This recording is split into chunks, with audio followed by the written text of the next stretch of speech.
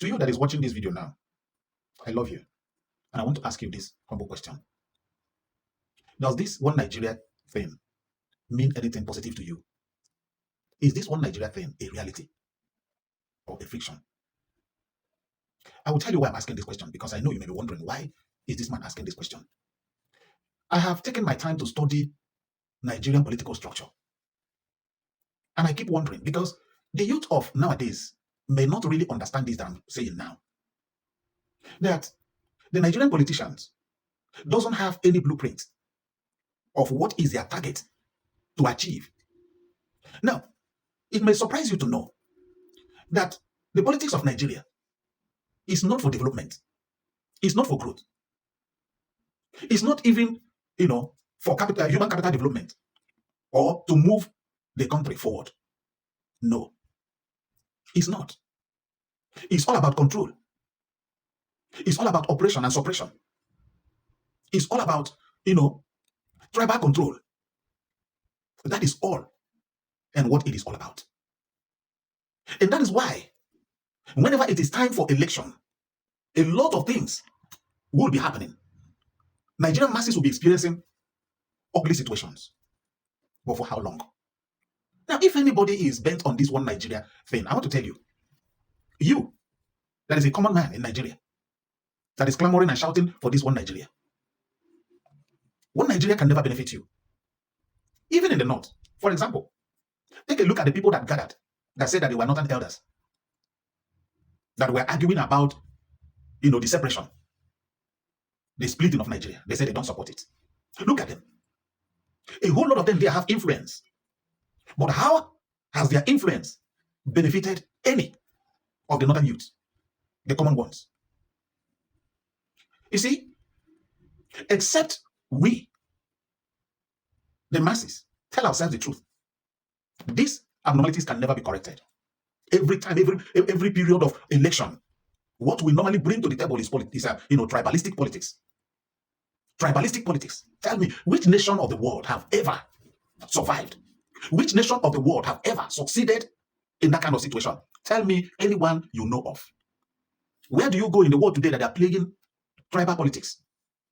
Where? And they are playing this tribal politics, and their country or their nation is moving forward, is growing, they are achieving, their goals and all the rest of them.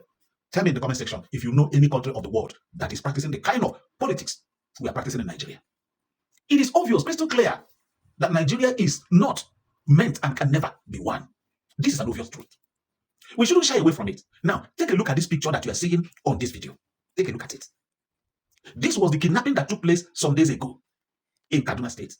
166 worshippers in the church were kidnapped. And look at them, marching with the terrorists into the bush. They were captured on a camera.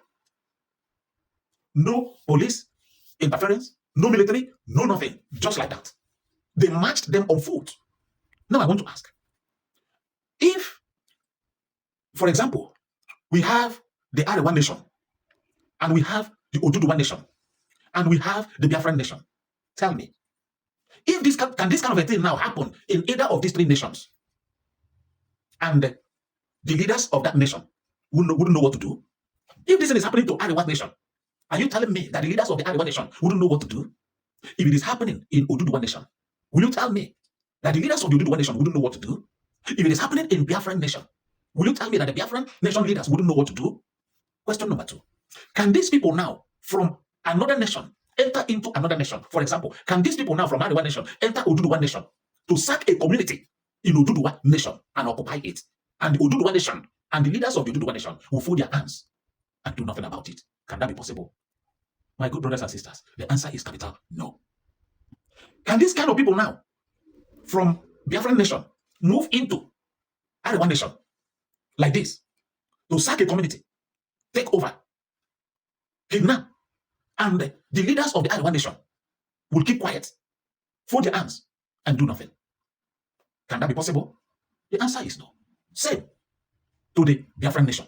Can people from Oduduwa nation like this enter Biafran nation to sack a community, take over a community, and the leaders of the Biafran nation will fold their hands and watch? Can it happen? The answer is no. Now tell me, if the answer is no on these 3 questions, why then Why then are we talking about one Nigeria and things like this are happening and nobody is doing nothing? Do you know how many lives, how many souls that have been unalived that is being unalived on daily basis in Nigeria? Do you know? Both the ones you can see and the ones that you cannot see. Are you aware of that? Avoidable ones for that matter. And we are so sentimental, so selfish, and gullible, being carried away with what I don't know. And we are preaching one Nigeria. When in the actual sense, there is no sense of oneness anywhere. Now look at this. 166. Look at this. How many of them will make it alive at the end of the day? Have you asked yourself that question? How many? And for how long are they going to stay in the camp of their kidnappers until the ransom is being paid? And mind you, that oftentimes it has always resulted to the point that if your people can pay your own ransom, then you will go. If your people can pay your own ransom, then you can go. For how long will this continue? Now, somebody help me and ask, these so-called northern elders, is this the kind of thing you want to give Nigerian? Is this exactly what you want for the Nigerian people? That you are saying that you don't support Nigeria being splintered? No. And I want to ask this last question. And this last question goes to President Bola Ahmed Tinubu. Tinubu, I want to ask, you are the president of Nigeria today. Should these people go to your community and sack everybody in your community and take over your community? Tinubu, what will you do? And what will you say? What will be your position in a situation like that? Let me tell you, until you have an encounter with these people, there and then you will know. Those of you that claim to be Muslims in the Yoruba land, my Yoruba brothers and sisters that claim to be Muslims, and my Igbo brothers and sisters that claim to be Muslims, when something happens, then you will know, there and then you will know that your own Islamic practice is fake to these people's own. They will never recognize you. Take an example of what happened to MKO Abiola. Wasn't MKO Abiola a Muslim? He was. Then, who annulled the election that Nigerians unanimously voted MKO Abiola? Who? A Muslim brother as well. At this point, brethren, I rest my case. Till I come your way again, stay safe for me, because I will always love you.